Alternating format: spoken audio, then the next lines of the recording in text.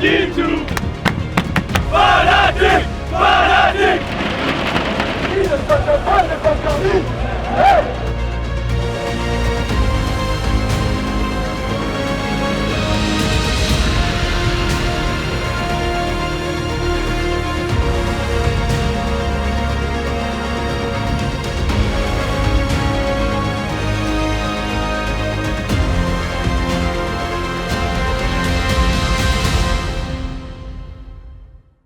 So we here at Riot and with EMEA Sports, we have a fairly competitive city selection process.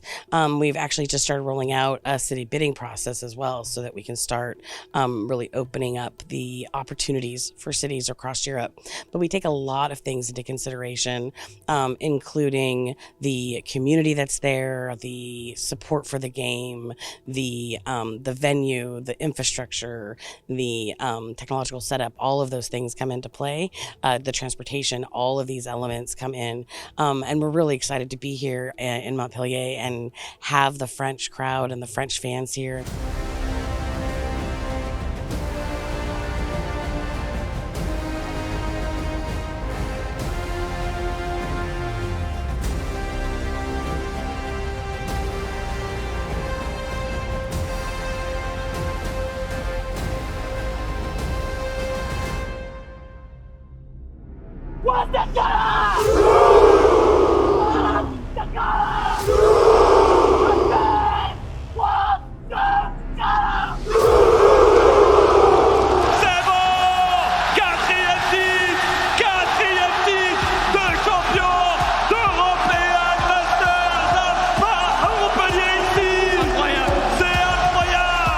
Fatigué honnêtement, j'ai faim. Ouais, c'était long. Franchement, quand on démarre le BO 2-0, je veux pas dire qu'on se avait déjà gagné, mais je sentais qu'il n'y avait pas vraiment d'opposition en face sur les deux premières games. Mais ils ont bien adapté leur plan en draft, je pense, c'est surtout ça. Puis je sais pas, il y a juste c'est juste la tradition qu'accorde d'aller en game 5, peut-être qu'il fallait faire plus de stats pour la finale, je sais pas. c'est juste écrit en fait. C'est sûr, c'est un énorme kiff, c'est pas souvent qu'on a l'occasion de vivre ça, de jouer un event aussi important en France, une finale pour qu'est, c'est une chance inouïe. Et ouais, quand il y a un teamfight gagnant, à chaque fois, on entend, même si on n'entend pas grand-chose avec les casques, mais on sent l'enthousiasme dans la foule. Donc ouais, après, faut faire gaffe des fois à pas trop se hype et quand même s'écouter et rester calme. Donc, c'est important dans un BO comme ça. Mais ouais, c'est juste un plaisir en plus de pouvoir faire kiffer autant de personnes, quoi. Donc ouais, franchement, cette soirée, elle va rester longtemps dans ma mémoire et ce public aussi. Je vais profiter avec eux. Bon, moi, je vais pas aussi loin qu'eux dans la boisson. J'essaie de rester stable quand même. Mais ouais, on va quand même bien profiter et bien s'amuser ce week-end. Quelles belles images. Mérité. The Expo is something that we're all really excited about. It's growing exponentially year over year. We want to continue to support that. We really think it's a great way for us to be able to engage and interact with our community in a deeper and different level than the arena show. And we really like what we can offer there. When it comes to choosing exhibitors and booths, obviously we want it to be Riot and League focused. We want it to feel like it's part of the show as a whole, so it's an integrated part and not something separate. But we also want it to be educational. We want it to be informative. We want it to be engaging. We want fans to come and feel like they got something really worthwhile and they were able to engage with Riot in a different way. Typically, we start with ideation around a theme. So you'll notice that we had a very Mediterranean sunrise look and feel with the colors that we chose for Montpellier, with the orange and the teal. The font was very summery and refreshing. Even like the crown had a little bit of like summer sparkle on it. That was all part of the theme and the ideation. And that was the first place that we started. And then from that, we went and we decided what the video feel was going to look like, what the broadcast graphics package was going to look like. what the scene with this the set was going to look like, because we have a brand new set that came out of some of these conversations, so that really the entire feel of Montpellier was very much Mediterranean, south of France, high summer. The whole thing should feel like being in an Aperol Spritz, and that was the design element as we went through. For sure, I'm very excited to hear the French crowd. It's been very, very loud, I've heard of, and for sure it gives you a bit of both, I think, pressure and confidence, but I would probably say that it's way more confidence than pressure. And I think we're a team that kind of gets empowered by these feelings from the crowd, and I think we can do very good.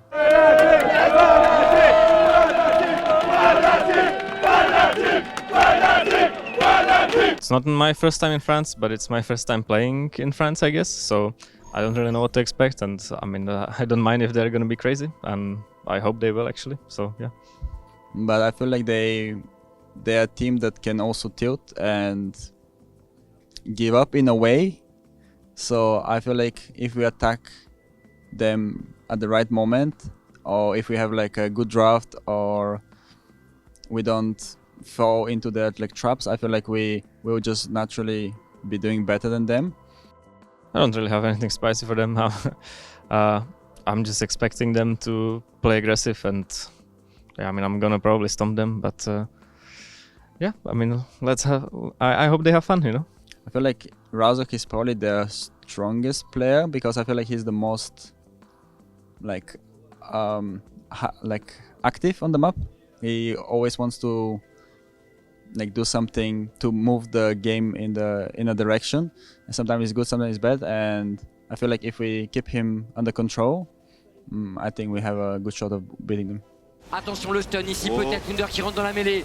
Et la ligne de trimbé directement. Casey, Karzi qui va pouvoir se repositionner, mais c'est tellement close. Et maintenant les Fnatic sont en chasse. Niski qui va venir au boulot, il a livré le deuxième carry. Trimby qui est légendaire, mais une partition inférieure au corps à corps. Les Personne n'est plus important. Les Fnatic ont trouvé l'ouverture. La TP. Ça téléporte mid lane. C'est game. C'est la téléportation de Monpellier. C'est terminé. Les Mad Lions s'inclinent face aux Fnatic en Game 5. Et nous aurons demain soir une nouvelle série entre les deux mastodontes d'Europe. Un nouveau Fnatic contre G2 pour la 12e fois. Caps, caps, super caps, caps, super, super caps. Fanatic, fanatic, fanatic, fanatic, fanatic. Yeah, I told my team about the French crowd being very crazy, and there's something I like, so I hope they're gonna do that same on Sunday, and yeah, I'm very excited to play for them, and I think my team as well. So yeah, I think as a kid I was always watching G2 versus Fnatic playing, and that was like so exciting, and now me maybe being part of it this Sunday could be like kind of a dream, playing on the stage with the team I wanted to play for against a team that's like very hyped as well. It's just amazing.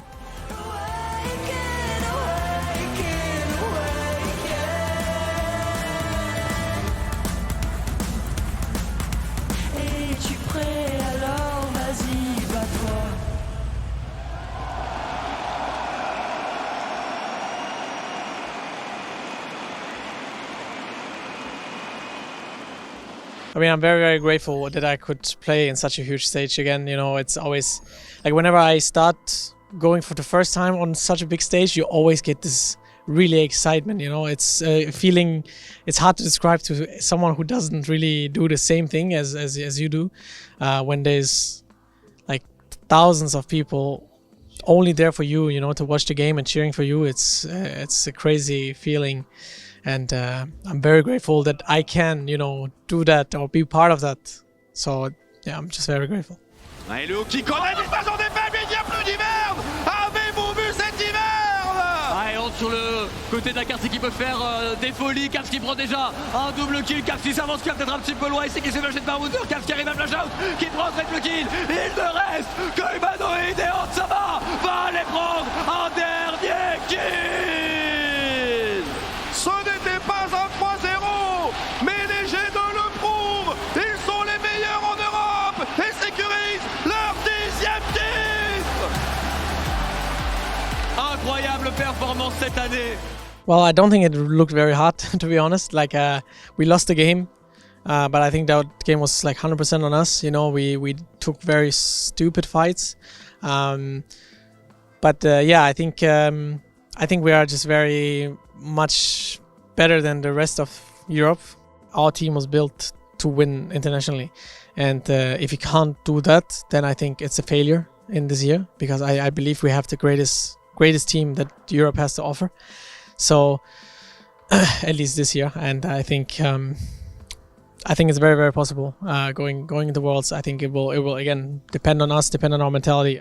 We made a big bet this year with our new LEC format, and our new format, because we increased the amount of broadcast days, the format actually favors hours watched rather than AMA as a metric. So if we look at it from this perspective, and if we compare our viewership to the post-pandemic year, right, we actually see increase in AMA, and we also see that this year, 2023, for LEC, this is the third most watched LEC year ever, including the pandemic years, and outside of these years, it is the most watched year ever. So I'm happy with the results we have this year, and looking forward to 2024.